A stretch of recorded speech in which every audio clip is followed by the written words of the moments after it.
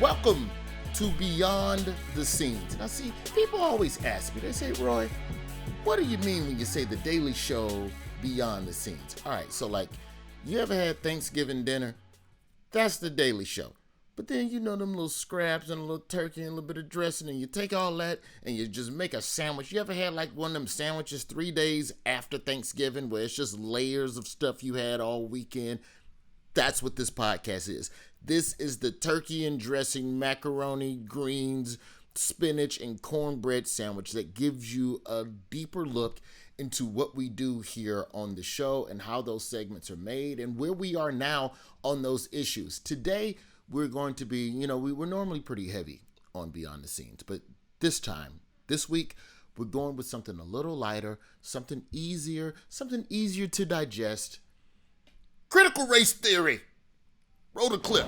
There's growing backlash tonight against what critics call the indoctrination of public school students in an anti-white curriculum.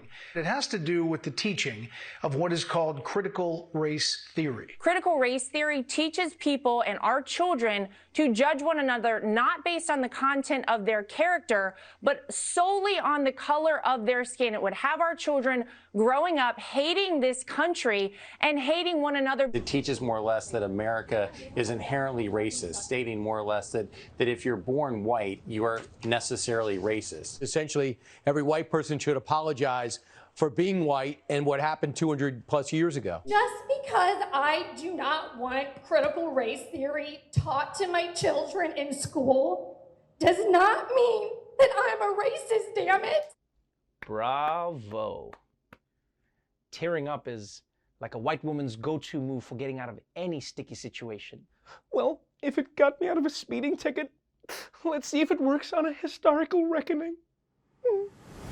To help me understand exactly what the hell critical race theory is, but first we're going to have to backtrack to a little bit of the outrage. But to help me do that, we brought in some of the big guns. This brother, you've heard him on the show before. What time is this on the show for you, CJ? Is this second, third? Second. But I appreciate Feels being like- called a big gun. I need that. It feels like the fifth time you've been on the show. That is the voice of Daily Show producer CJ Hunt, and that very, very kind laugh that you heard. This is a woman that she's gonna break a lot of stuff down to us. And first, we're gonna have to hold her accountable for a couple of things. CJ, I'm gonna say one thing, and then you say slash. Great. Okay? Lawyer. Slash. Civil rights advocate. Slash. Philosopher. Slash. Professor. Slash. Leading scholar and the namer of critical race theory. Slash. Co-founder and executive director of the African American Policy Forum. It's Kimberlé Crenshaw. How are you doing? I am just delighted. Thank you for having me on. Before we get into any of this, the first thing we need to do is really talk about the reactions that have come out with regards to this discussion around critical race theory. Now, I don't know how often you are able to watch The Daily Show because, you know, you have about, I think, what did I count, CJ? 7 slashes? 5 jobs. Yes. Exactly. Anybody with more than 3 jobs, you ain't really got time to be sitting still on the because you're out there in the fight. Mm-hmm. I don't know. I'll be honest. I don't know any activist that has a favorite TV show. So I know you're out there. I know you're busy. Yeah. We have a digital series that's called Unsolved Mysteries MAGA Edition. Where I you remember saw Unsolved it. Mysteries? I cracked up. Okay. Okay. So then you already know where I'm trying to uncover all the mysteries of MAGA. And we did one on CRT. Yes. Maybe we should roll that clip first. Let's, Producer Alan, give us that Unsolved Mysteries first. In the 1970s, legal scholars began to examine the influence of institutional racism on the nation's laws. They called this movement critical race theory, or CRT. Who's down with CRT? Not the GOP. And yet the more conservatives talk about CRT, the more you start to wonder. Does anyone even Wikipedia this thing? Critical race theory is a religion of secularism and guilt. Critical race theory is the denial of critical thinking. Critical race theory is a device designed to capture white guilt. It is about working to change and overthrow infrastructure. An ideology that threatens to overturn the advances of human civilization over the last 500 years. Ask conservatives what CRT is, and they'll say it's a theory, a religion, a device, and an ideology. This thing's got more unnecessary features jammed into it than Microsoft Word. So, Professor Crenshaw, Republicans are saying that critical race theory is Marxist, it's racist, it's also somehow related to the infrastructure of this country. What the hell have you created that's got these, I'm gonna go ahead and say it, CJ, you got these white people, mostly white people, you got a lot of people furious over this theory slash religion slash device you've invented. Who knew? So mad, so upset that now they're going and getting the little bit of history that was in the textbooks for black people. They're like, no, we got to take, you know what? Dr. King don't need to be in there no more. Get Dr. King. You know what? The Klan was a group of Boy Scouts who just did a little bonfire from time to time. Mm-hmm. Civil rights movement was just a dispute about water fountains. It was black people power walking for their health. Everybody knows that's what the Selma to Montgomery March was all about, CJ. Yep. People know that. It's about self-care, really. Just walk us through the elements of what you created and why you think those are the things that people are so scared about and have locked in on with regards to critical race theory. I so appreciate this on-ramp into critical race theory, because so many times the question starts with, what is it about y'all? What did y'all do to make everybody so mad, right? So you have to answer as though it's a legitimate question, rather than what is it and how is it that this fringe complaint, this grievance has come from the far right to the middle of American politics? Like, what happened? How did this happen? And should we be afraid? So I want to start with saying the real question is, why is it that the functional equivalent of book burning, like pushing Ta-Nehisi Coates out of the curriculum, Ruby Bridges, who wrote an autobiography about desegregating schools, Brian Stevenson's book is, most recently, being the object of so much complaining. I want people to come into the conversation thinking, how in the hell has this happened?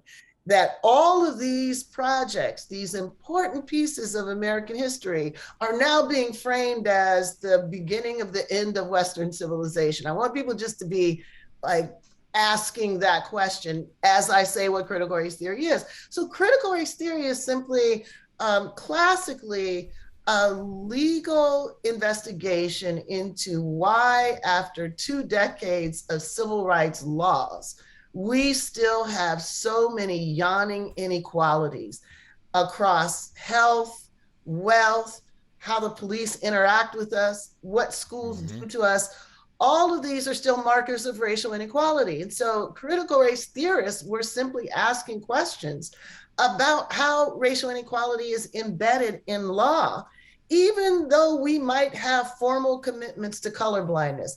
Colorblindness is not enough. And in some ways, colorblindness masks how racial inequality continues to function in our society. That's all critical race theory really is. So here's the thing, and CJ and I, we went to Boston to explore, this idea of racism and who's aware of it and who isn't. Like, CJ, how much of this do you believe is blind ignorance versus racists just digging in their heels going, absolutely not. We will not look into the systemic issues over the last blah, blah, blah decades. Y'all tripping. We gave you a couple rights. You ain't a slave no more. Why you so mad? Versus the people we met in Boston who are just like, no, I just live around white people. I got a white school book, and I just never thought about what you all were going through. I think it can be both. I don't remember who said this, but there's a point at which ignorance is not malicious itself, but if held on to in the face of facts, becomes malicious, right? So like, what I think is so funny and wild is critical race theory is like, yo, let's look at the connections between race, history, and the law. And right now, you have folks on Front Street being like, do not look at the connections. Do not teach my kid connections. So I think it's this moment where we're seeing whiteness in a different way, right? Like, we're used to talking about white supremacy as like a privilege to not get pulled over by the police, but it is literally the privilege to be dumber, to say out loud, please pass laws to make my kids' books smaller. Like, that's a crazy amount of privilege to ask lawmakers to teach your kids less.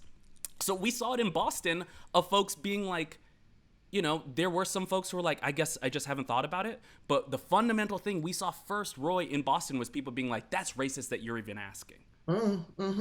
The question was, is racism a problem here? And people were like, how dare you profile us with that question? And that's the heart of the pushback against CRT. How dare you bring up that there is even connections? That's racist.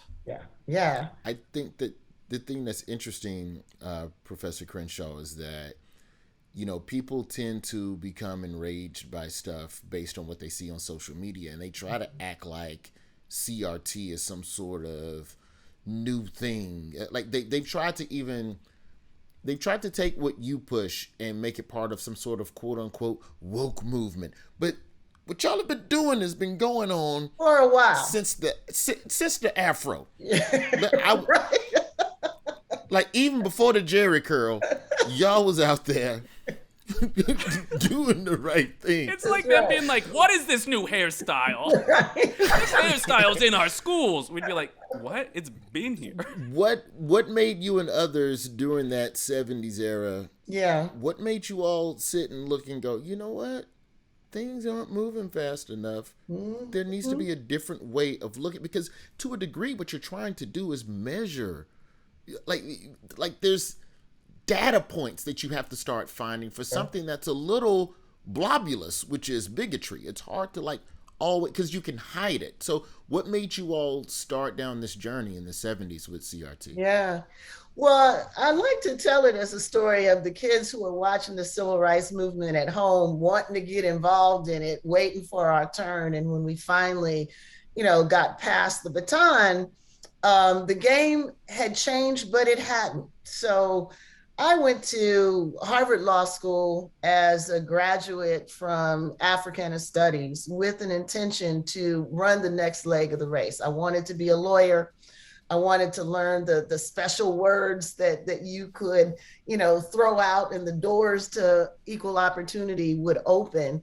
And so, like many students in my generation, we went to Harvard to study with Derek Bell, who was like the godfather of racism, and American law. His book was a book that a lot of us read. It had a picture in the inside of Tommy Smith and John Carlos with that, Black Power salute, which symbolized what we wanted, right? We wanted to run the race. We wanted to learn how to be excellent lawyers, but we were not going to leave our people behind. The whole point of doing it is to draw attention to the unfinished work of the civil rights movement. But when we got there, he was gone.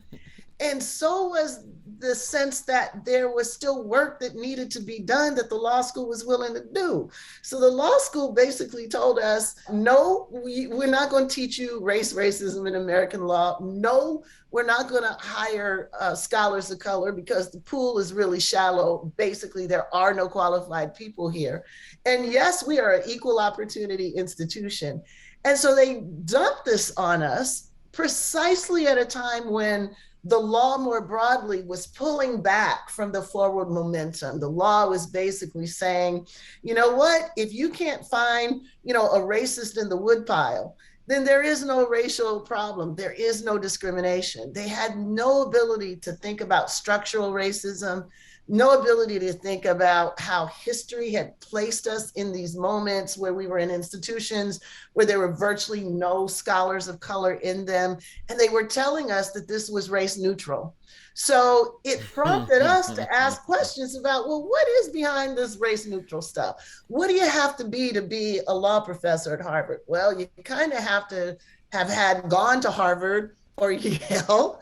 You had to have been interested in a time during segregation in any other issue but segregation, right? So being a civil rights lawyer apparently didn't qualify you to be a professor at Harvard Law School. So it just allowed us to see what the second layer of exclusion was. It allowed us to think that the lunch counters in the 80s are now these elite institutions that are keeping people like us out, but are saying that they're doing it simply because we're not qualified.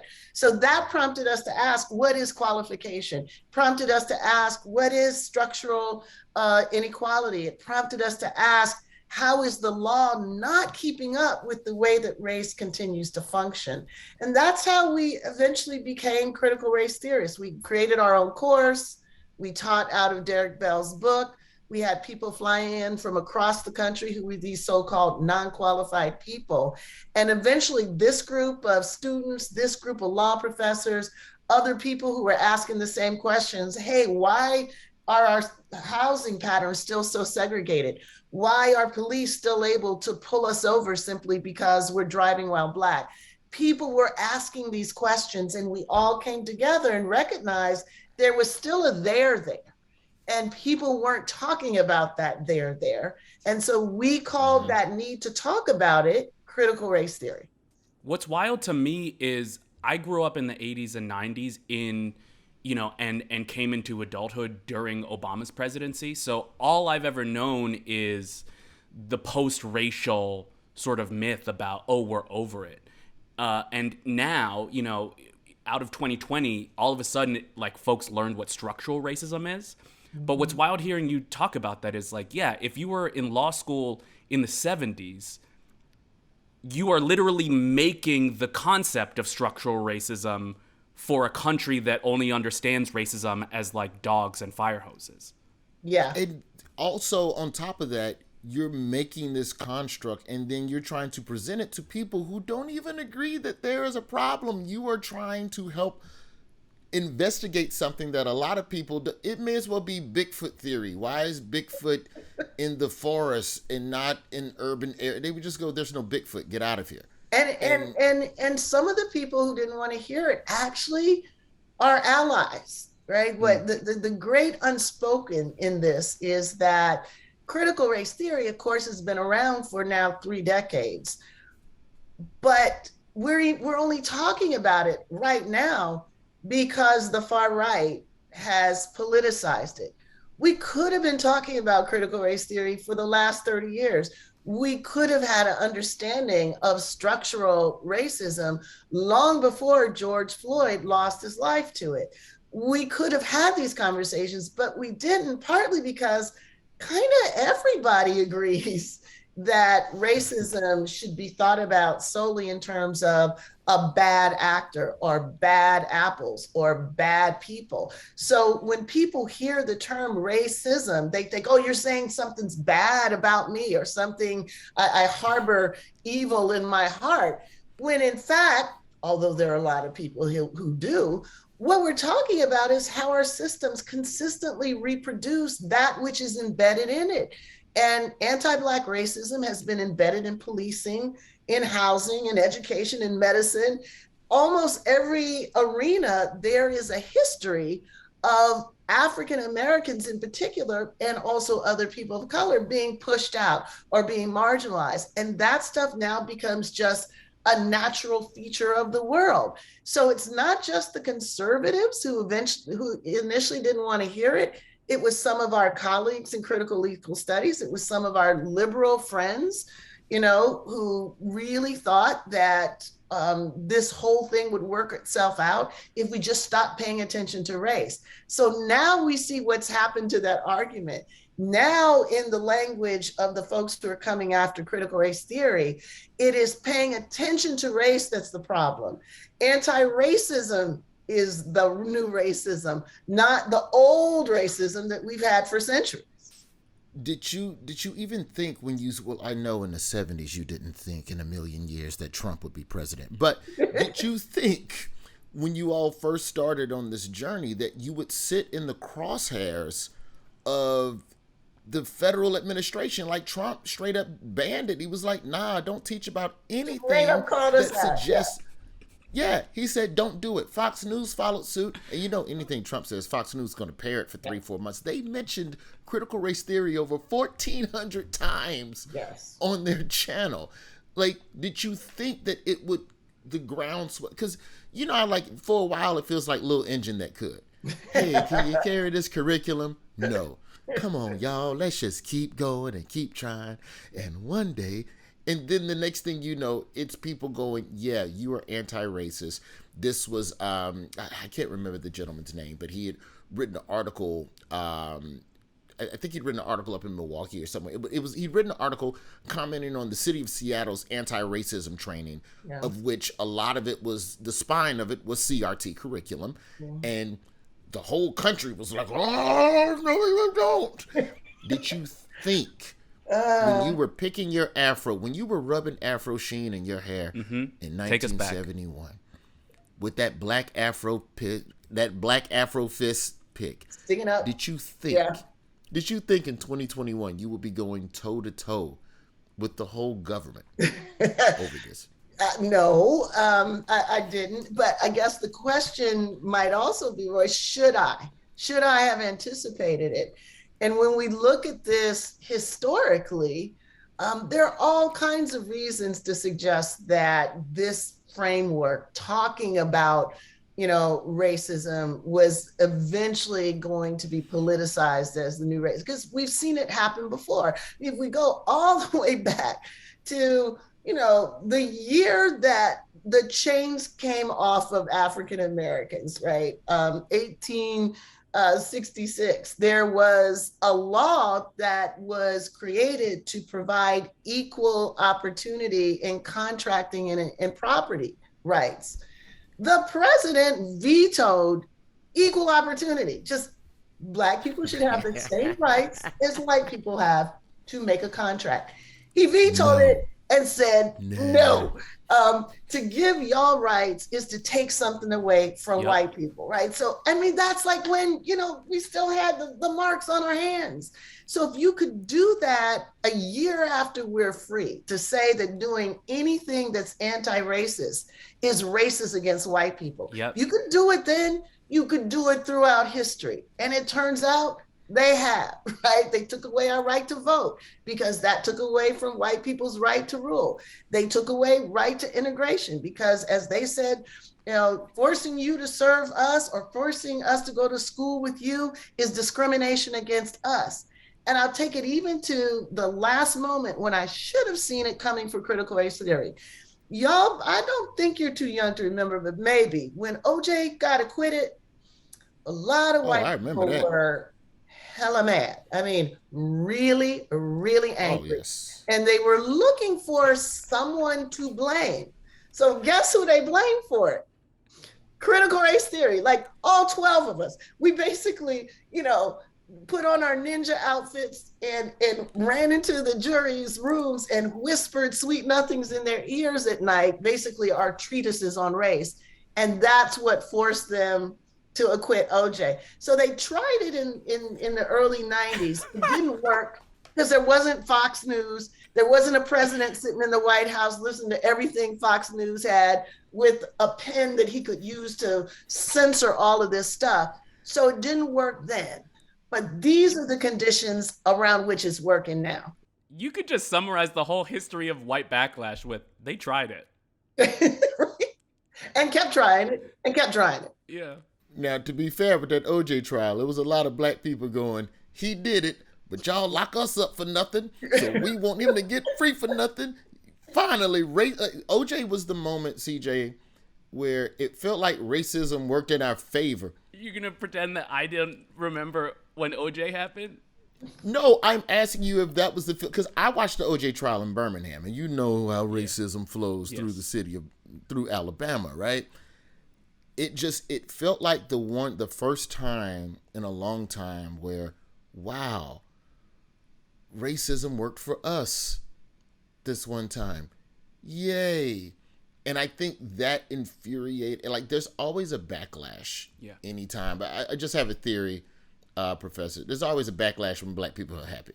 Always. You see too many Black people happy.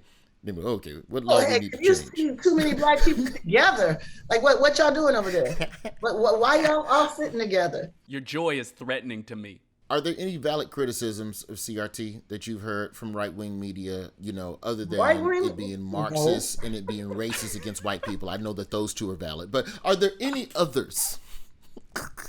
From right-wing media? No, but I mean, let's stay in the right-wing box. We can't be surprised about that because their critiques are not of the ideas. They even say they couldn't give, I can't say what they said, but they said they don't care about the ideas. It's not a debate about any of the content of critical race theory. What it is a misinformation campaign that they have called Tea Party to the 10th. They realize that we have unfinished business, insensitivities around race, grievances around race. So they take this concept, they throw everything in it that has to do with anti-racism, from structural racism to even implicit bias. A lot of people thought implicit bias, y'all can get with that, right? Because we're not saying you're intending to do these things. It's just hardwired because we live in a society. Is that okay? We're not even calling you racist. We're just saying it's a bias. No, we don't even want to talk about that. So if you recognize that it's not about what it's called, it's not about the content other than it is saying that racism is real. It shapes in important ways where our society has landed, who gets what kind of lives certain people have by race. Just to say that race is still a problem, racism is still a problem. That's what is the huge, sort of offense that they're now offended by. So their feelings about talking about racism are more important than our experiences of actually dealing with racism. Yep. I don't know what's more fragile than that. I'll give you a criticism. I think that word race is what scare people. So maybe we just need a different, maybe like instead of critical race theory, like here's the thing. Every business and entity goes through logo changes. Rebrand is what they call it in the marketing world, right? So Domino's Pizza became Domino's. Exactly. Dunkin' Donuts is now Dunkin'. Radio Shack. Donuts. Radio Shack doesn't exist anymore. Went out of business. Yeah, went out of business. They went out of business. So how about this? Why don't we debate whether we should rebrand Black people? So we know anti-Black racism is real. So we could say, okay, here's the way we're gonna deal with that. There are no more Black people. We're not gonna call ourselves Black. We're gonna call ourselves, we're just people. And that is our rebrand. So if they can't find us, they can't discriminate against us. But we really think that wouldn't work because it's not about this is good. This is good right now. We're no bad ideas. Like you're talking critical race theory. I'm thinking moderated melanin methodologies. Okay. Like that. So we'll live there. We'll live there for about 6 months until they realize who moved in to this new territory. The melanin curriculum, accelerated melanated curriculum-nated vouchers? Because I've said the same thing about defund the police. We know what that actually means. It's getting the police to do less work for the same amount of money and redirecting resources and blah, blah, blah, blah, blah. But the word defund, that's like if you was in a relationship and you told your girl you was gonna defund the relationship, people so we just got to come up with new words. We'll work on that. Matter of fact, let's take a quick break. What about race conscious patriotism? Ooh, patriot. That's a good word. You know what I'm talking about? That's the key word. My patriotism is grounded in looking at race. These are all great ideas. We're going to come back after the break and discuss a little bit more about CRT. This is Beyond the Scenes. We're talking about critical race theory. CJ, I want to start with you right now because as we've heard from this whole first run of what we've been discussing, this is a complicated topic. There are a lot of layers to it. And on the Daily Show, generally when we're talking about issues, it doesn't matter how simple or how complicated it is, you have 4 minutes. You have 4 minutes, maybe 5 if Trevor's feeling generous that week, to explain this and make it funny. And we've done, I think, 4 or 5 segments on this topic, as of recent. Talk to me about the challenges of figuring out what to leave in and what to leave out, because the first thing you have to do is almost unpack the same as what we did at the beginning of this program. Unpack what it is and why people are mad, and then start getting the jokes in there. So talk to me a little bit about the creative process of putting these pieces together.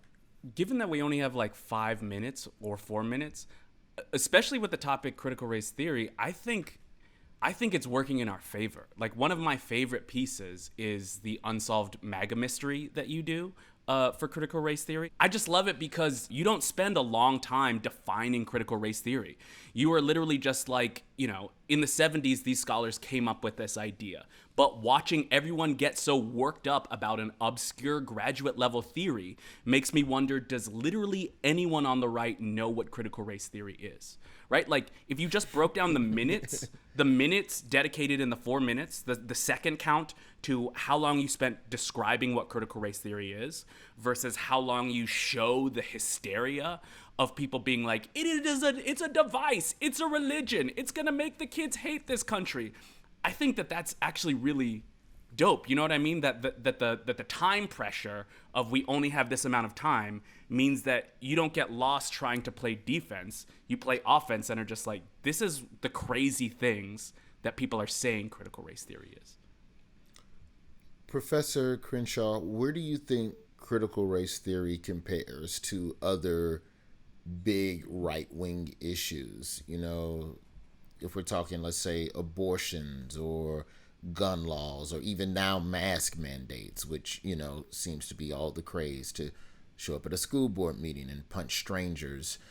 Do you wish that you were as divisive of an issue as some of those, or are you cool with where you are? Or because it's interesting in that I'm trying to think.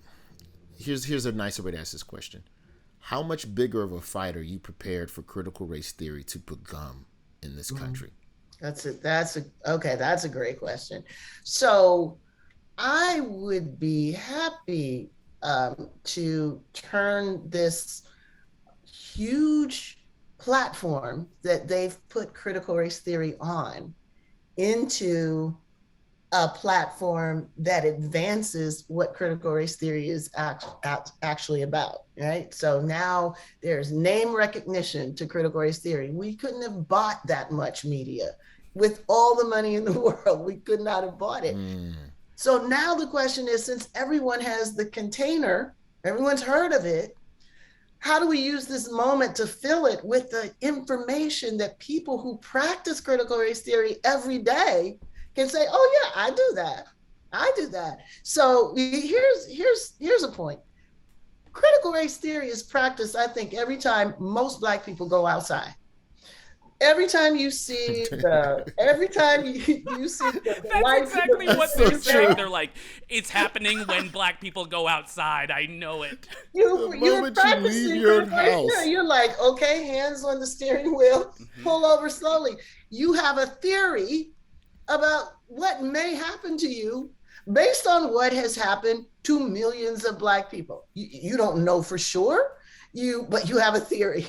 When you go into the store and someone's following you, you have a theory about what they're thinking. So we practice critical race theory every day. I just want the opportunity for people to hear what it really is, so they can say, oh yeah, that's exactly the truth about what it means to be Black in this society. I've traveled 500,000 road miles in my car. And anytime, and this is with Alabama tags, anytime I was outside the state of Alabama, I did not wear a hat in my, just the idea of passing a speed trap and a cop seeing me in a baseball hat, just thinking, oh yeah, thug time, let's get him. Like we're past the seatbelt now. I'm sitting up straight and 10 and 2. Look at me, officer. Wow, that's... And you are practicing critical race theory, right? I don't drive rental cars with out-of-state plates. Even when I fly and I get a rental car, I need a rental car that's registered for the state that I'm driving it in. No, you're not going to, no. I love that, grounding it in an emotion and being like, non-white people know this as an emotion, right? Like when we see a cop who killed an unarmed black man in broad daylight get off, we have a theory about why that happened. When we see, white neo-Nazis storm the Capitol to kill congressmen and nothing happens, we have a theory as to something happening in the law and race that is making that happen. And I just love that you're naming it not as an invention, but as placing a name on something that we already intuitively know works about the world. And we know why it is so important for the other side to take the name away from us, because if you can't conceptualize an experience, if you can't name an experience, you can't solve an experience. So, this is consistent with what they've done to us throughout history. We weren't able to read, right? It was against the law to be able to read. It was against the law to testify in court against white people. It's been against the law to agitate for abolition. So whenever there is capacity to name our experience, to transform it, that's been the key objective of retrenchment, to take that away. So yeah, we're fighting about the content of what we do. We're fighting to be able to name our experience. And of course, they're fighting not only to take away our ability to name our experience, but to vote, to change our experience, to protest, to object to our experience. These are all things that are happening by the same people, supported by the same money, and advanced by the same politicians. We need to connect these dots so that people know. You might have not heard of critical race theory, but you know critical race theory. It's the life that we're all living right now. I've encountered black folks who are like, well, critical race theory is, I don't want to be dividing people. And I use an analogy I've heard you say before about asbestos. Can you tell our listeners that analogy? This is what I go to all the time, and people are like, oh, okay. Well, we tell people, if you really care about a social problem, the last thing you're going to do is try to penalize the people who have the expertise to tell you where the problem is. So let's take our institutions, for example. We built them with asbestos tucked in everywhere because that's just how we built things at the time. Well, it turns out asbestos is toxic. It kills people. So what's the solution, to the fact that we have asbestos in our institutions? Do we say, the solution to it is not to use the word asbestos, not to look for where asbestos might be, not to use tools to try to remove asbestos, and now to even criminalize people who are teaching people where to find asbestos to remove this toxic? That would be ridiculous. We would never think that makes any sense, but we think that exact thing about race. So the solution to racism: don't talk about race, don't see race, don't teach people how to identify racism, and penalize and criminalize those people who have that expertise. That's what we're doing when we say critical race theory, anti-racism is the problem, rather than it is the solution to that problem. I love that analogy because it's like, yeah, white supremacy is asbestos. It is built into all of the structures. Some of us have known that it has always been there, and other people have just been going about their day. And then when you're like, hey, this is built into everything, they're like, how dare you? Do you not like this building? And we're like, no, the building's fine. I like living here. I just want to make sure it doesn't kill me. Right, exactly. So basically what you're saying is, if there is a problem and it's detrimental, when it comes to race, it's important to speak up and say something. But when it comes to love and relationships, just don't bring it up at all, because that problem will pass, right? It'll go away. Yeah. Well, yeah, I'll work that out later. Those are a lot of great solutions, but I want, after the break, to talk with you a little bit more about the hard legal solutions that may be in place, and whether or not there's smaller moral victories that you can count between the last time you had that afro in 71 and you was roller skating with a dude named Stucky to the sock hop. I want to talk to you about the legal victories and the moral victories that you've had between then and now with regards to critical race theory. This is Beyond the Scenes. We'll be right back. We're talking critical race theory with Daily Show producer CJ Hunt and the wonderful, wonderful professor, scholar, activist, lawyer, astronaut. Are you an astronaut yet? What else have you not done yet, Professor Kimberlé Crenshaw? How are you? I'm great. Enjoying being here with you guys. Okay, so no to astronaut, but not yet, but I'm sure it's coming. I'd like to mention that all of those different sort of identities that Roy has named, that fits into a new theory that I've developed, that one person can hold multiple identities and live at the intersection of those identities. What do you guys think of this idea that I've developed? No, and that's Marxist, and it's wrong. When I was coming up, you had one job. You went to career day, and you got one job. It wasn't all this slash multi-hyphen. What is a multi-hyphen? And you telling me you identify as a hyphen? Huh? You hate America now? Dr. Crenshaw, you think my idea has some legs, though, about these intersecting You ideas? know, every now and then when I complain about stuff, people say, you know, there's a theory that somebody came up about that explains that. What's it called? Intersectionality. And I'm like, yes, but I can still be mad about it. So, I love it. Sounds right. I love when Republicans are crapping on intersectionality in one sentence. They're like, they can't teach our kids critical race theory, privilege, intersectionality. I'm not just a white woman. I'm a Republican, and and you're like, you are naming intersectionality, ma'am. And their objection is not to intersectionality; it's to us using it. Like, give me that idea. I'm going to use it to explain my grievance. Right? Yes. I hold multiple identities. I'm a mother. I'm a teacher. You're like, that's intersectionality. Yeah. Before we get into, and you know, as we get ready to bring this conversation home, before we get into a lot of the pushback that you're starting to receive now at the legal level, are there any small victories that you've been able to measure with regards to your push for critical race theory, you know, over the decades? Like the fact that I find it interesting, and I know this isn't a victory, but it is something small in that, you know, I grew up in a time where the only real information I got about the world was from school. When I got in the 5th grade, my mother ordered World Book encyclopedias. Yeah. And that was it. I would sit and read encyclopedias like an actual just book. The same way you read Bearstein Bears, I would just read the letter V. And that would be my book for the month. Like, the access to information that younger people have now, do you feel like this conversation at minimum gives them a place to go and seek out new truths or additional data outside of the traditional school systems, which we'll get into next?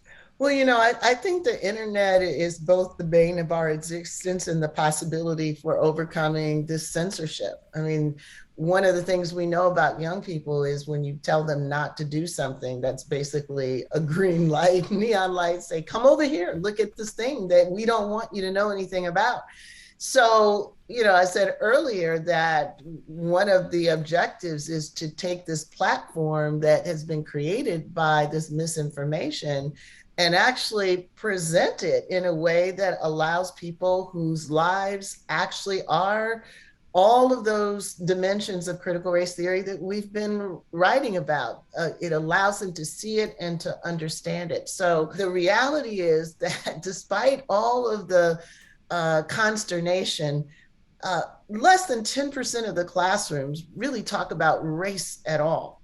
Now we have a new moment in which more people are talking about race, and hopefully more people will find their way to actually having access to material that shapes this. And by that, I don't mean, you know, the long law review articles that we make. I mean the kind of things that you guys are doing, the short hits that really educate people and allow them to see that there is a there that the other side is trying to erase. And they're trying to erase it with this sort of authoritarian, this is the story about America that we will allow, and no other story can we tolerate. I think it's great for people to see this actually happening in real time and demand the true stories that some of these politicians are trying to deny them. Are you finding any joy in watching these politicians not realizing that they're talking about Black history more than they've ever talked about it? They're like, don't you dare teach my kid about the Dred Scott decision, which made the law of the land. And you're like, that? So what's that? Dred who? Can you spell that? Clack on the keyboard.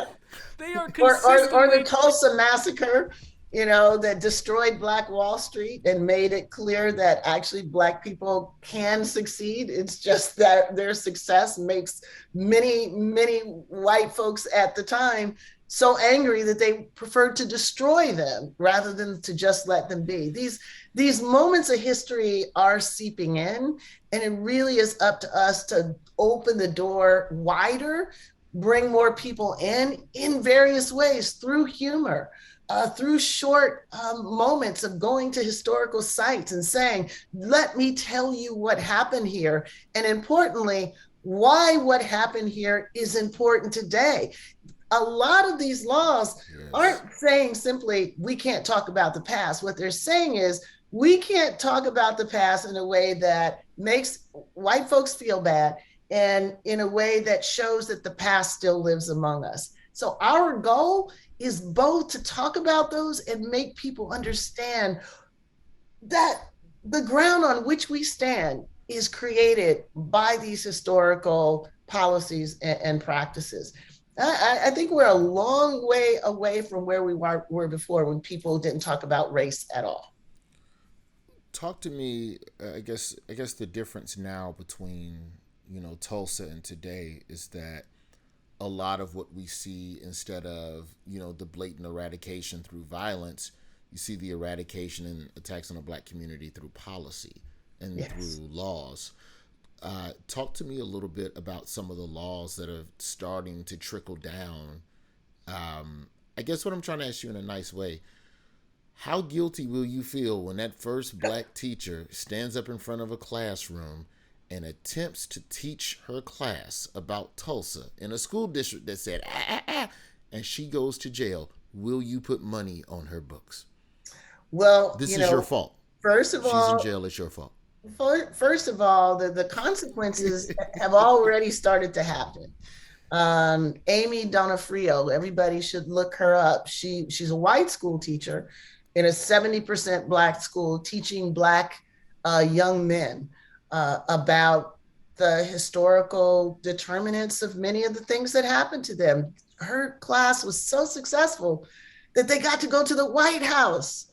So successful that they won a competition at Harvard. So successful that the school district defunded her program and ultimately fired her.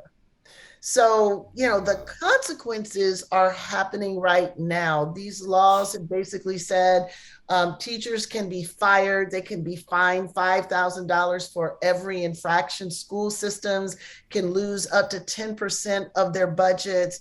Teachers can be delicensed. In fact, this is what's happening to Amy right now in Florida. So this is an attack on schools, public schools. It's an attack on teachers.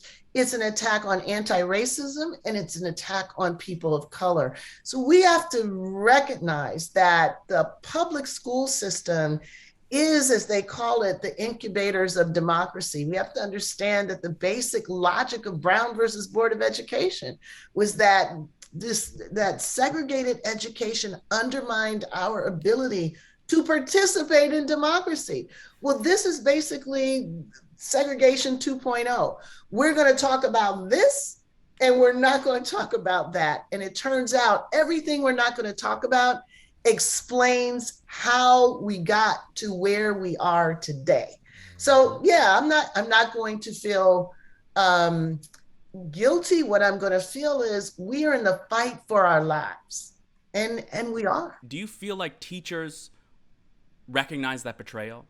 Do you feel like they are looking at what we are looking at and seeing that a party that has spent the last decade raging against censorship and standing up for academic freedom so some professor can use Exactly. that. Yeah, so some academic freedom, so some professor can use the N-word. Do you feel like these teachers are watching this party now passing laws so that kids cannot understand where the N-word comes from?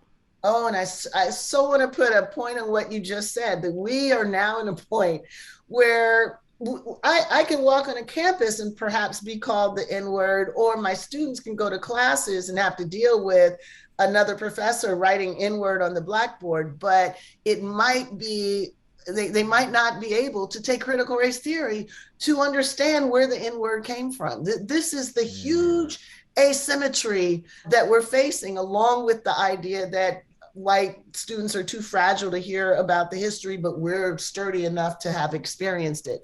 So yes, I do think that teachers, the AFT, the NEA, are fully aware that this is just another chapter of the attack on public education, the attack on equal citizenship, the attack on learning our history in order to correct for its long-term consequences.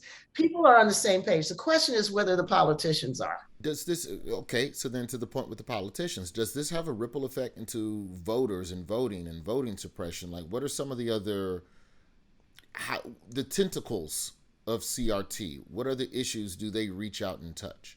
Yeah, well, I mean, you put your finger on it.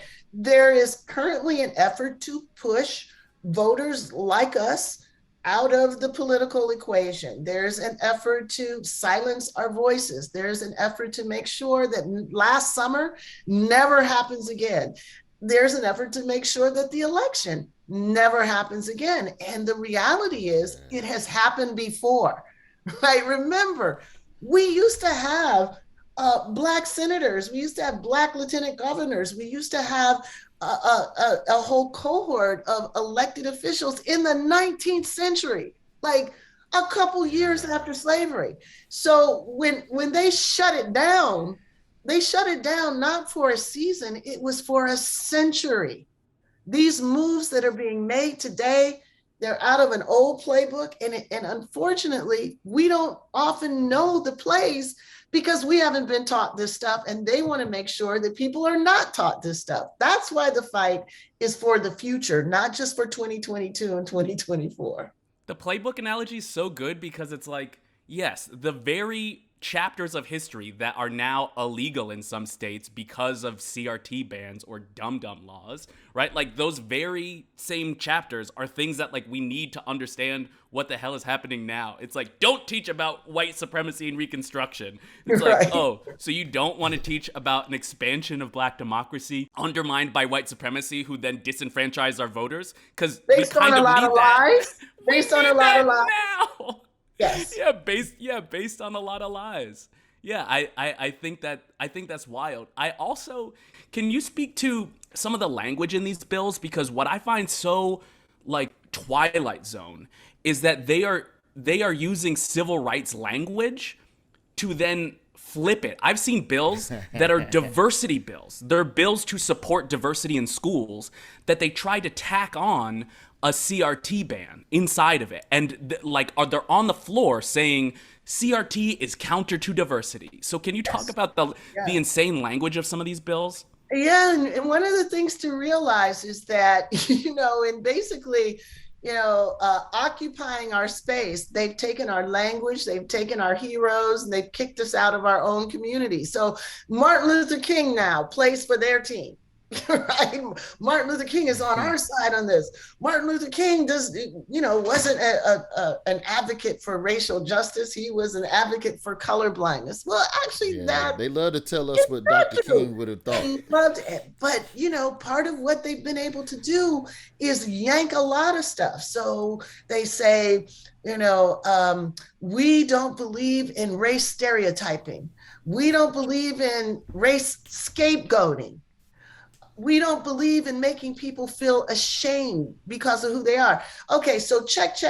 Isn't this part of what anti-Black racism was about? Isn't this part of what racism against other people of color were about? They're like, no, this is what racism against white people is. If you think back on it, this was a move that they did right away during the sit-in movements. There's this wonderful documentary, Eyes on the Prize, that interviews people who were part of the sit-in and interviews the white people who didn't want to serve them. And there's this one where a white woman said, you know, they claim that they're nonviolent, but they're most violent. They're making me serve them. That violates my civil rights. It's like, dang on, you can start with, you know, I get to exclude you, and your demand for just integration violates your civil rights. So these bills are just, again, a page out of the old book. We can just take all of the things that they are saying, Black people, other people of color are saying, and turn it around and say, we're the ones that are being victimized. We're the ones that are being told we're bad people. We're the ones that feel bad. So you can't talk about this stuff. What is it about what you believe America, your work, in my opinion, in my humble opinion, your work is rooted in optimism. Your work is rooted in the optimism of what we could be as a society and what we're capable of, full stop.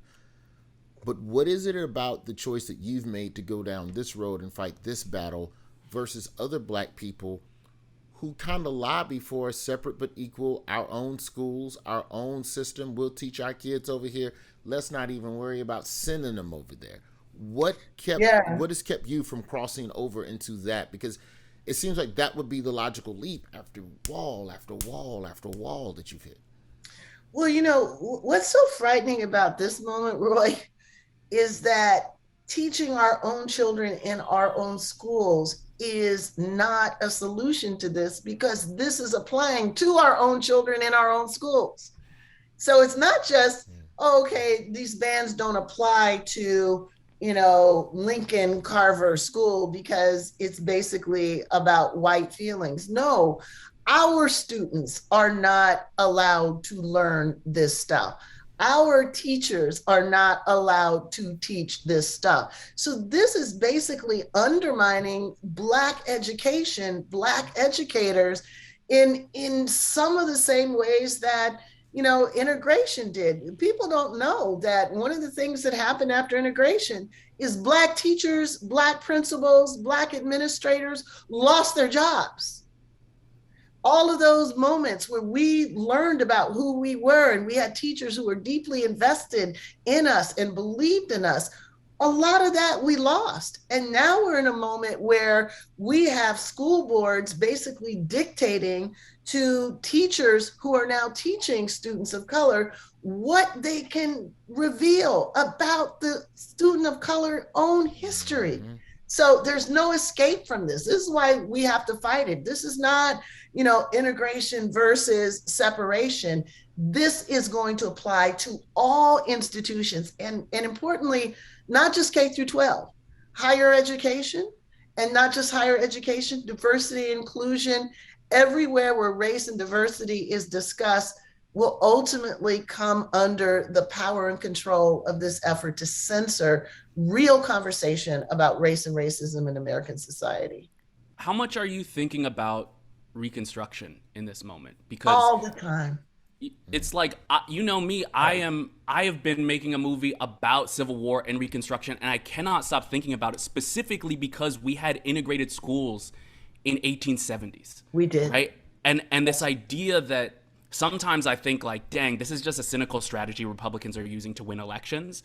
But when I look at the language of these bills, I am like, wow, they have figured out a way to attack Black education, to censor the very words like privilege and structural racism that folks like y'all invented to name what was happening to us. So in this moment, how much are you thinking about the setbacks of Reconstruction and the first time they sort of knocked our feet out from under us? I think about it, CJ, all the time. I was just doing a talk here in Martha's Vineyard last night, and confess that I think a lot about what people like us were thinking in 1866, in 1870, in 1876. I wonder if they knew now, if they knew then what we know now, like how much we would have been pushed back, how forcefully we would have been pushed out of being able to vote, how forcefully we were pushed out of the professions that so many of us were exercising, how much we would be denied education. If they saw what was coming, would they have done anything different? And can we get those messages in a bottle? Can we think now, all right, we are in the same position that our people were in 1876. What lessons can we learn about what happened that we can now apply at this moment? And at least one thing I know is that we need to sound the alarm. We need to allow people to see that it's not 2 steps forward, 1 step back. Sometimes it's 1 step forward and 2 steps back. Sometimes it's a decade of progress and a century of retrenchment. So if we understand that it's not just automatic, right? Martin Luther King said, time doesn't do anything automatically, right? Time can be the enemy of reform. It's what we do in the time that we have. So right now, what do we do now that we see the smoke coming and we see real estate that we've been occupying and taking care of for decades burning up? In a period of like 6 months, we've lost so much. What do we do in response to it? That seems to be the question. And I think our ancestors are telling us, do more than what we did, right? Because we lost for a century and we cannot afford to pass this baton. I don't want to pass this to the next generation. And I want to believe that none of us want to pass this to the next generation. I'll end with a final question to you. Well, first I saw where, there's a lot of states that are already banning critical race theory, amongst them Idaho, Oklahoma, Arizona, South Carolina, Texas, that's to be expected, Tennessee, Iowa. And then there's one on this list that goes back to what you were talking about earlier with regards to sometimes allies. I found it interesting that New Hampshire is banned or is restricting the teaching. I don't know if they're a blue state, CJ, but at minimum they swing. You can't be next door to Bernie in Vermont and be full hardcore red. But you can be anywhere and get people to be like, they're gonna abolish the suburbs. Anywhere there's a critical mass of white folks that you can scare that black people are coming, then these tactics work. That works in New Hampshire. Last question, what can people do to help you in this movement? So many things. So people can go to aapf.org and learn more information about where these laws are coming. So we have a map where they can see where they've been passed. We have information about how to find out whether this is coming to a school board near you. And we need our parents to become activated. We need our parents to say, wait a minute, I know that my school is barely talking about these issues, and now they're trying to ban them from talking about it at all. So every time you see some parents going to school boards and acting up, that needs to be a clarion call, to our parents, that y'all need to get in those school boards. Y'all need to see what is being taught and not being taught. Y'all need to say, this is absolutely vital to the future of my child and the future of my country, to learn from whence we came so we can set a path for where we want to go. So active involvement is everything. And we want to hear the stories. We think that there's much more going on that we don't know about. So has your school district said that we will not teach Ruby Bridges anymore? Has your child come home with stories about why there's inequality that don't point to the real reason and basically implicitly point the finger at your child and your child's family and our people? If we don't tell the truth, that leaves the inference that there's something wrong with us. Is that happening in your school system? So tell us. And I think just broadly, we have to draw lines between their story and our story. We have to be willing to say, when they say our country is being stolen, we have to be willing to say, no, the country is being shared for the first time ever. When they say that, white Americans are being discriminated against, we say, no, their structured overrepresentation from the White House down to the school board is inequitable and not natural. When they say diversity is code for replacement, we say diversity is a minimal baseline for inclusion, right? Minimal. And when they say that our children are being indoctrinated, we should say, no, misinformation is the key indoctrination. That's what this is about. So, I think just waking up, really seeing what's at stake, being very concerned about there being an authoritarian dictation about what can be taught and what shouldn't, realizing that our country is sliding in a very difficult direction. And if we care about democracy, we have to care about racial justice. There's no daylight between supporting our democracy and supporting racial equity and inclusion. The two are the same.